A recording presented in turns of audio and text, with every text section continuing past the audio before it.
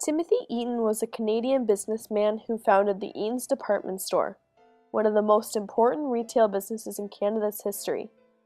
He started the first catalog. This is a great success because it allowed people in rural towns to be able to find out what was happening in the towns around them.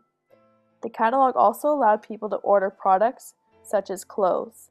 This benefited many people because this way people did not have to travel great distances.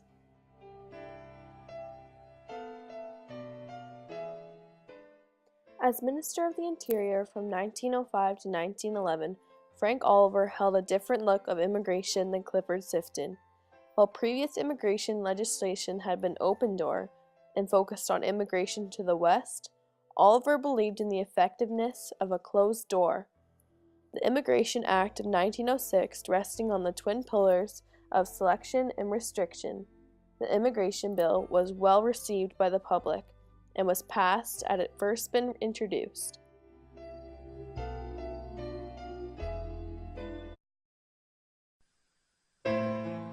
Clifford Sifton started the Open Door Immigration Act.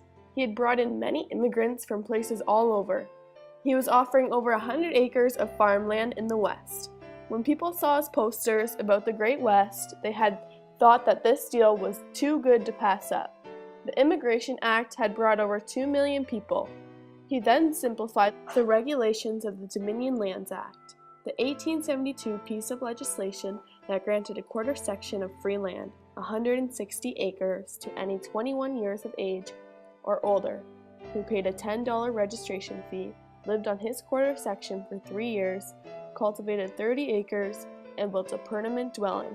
Sifton enabled immigrants to secure their promised homestead more quickly.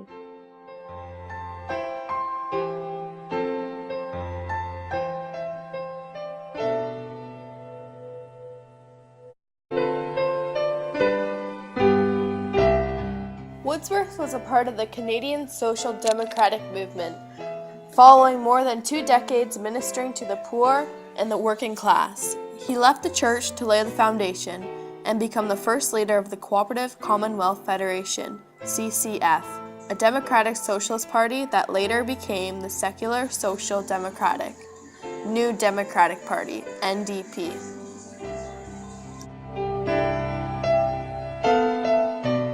Henry was a French-Canadian political leader and publisher.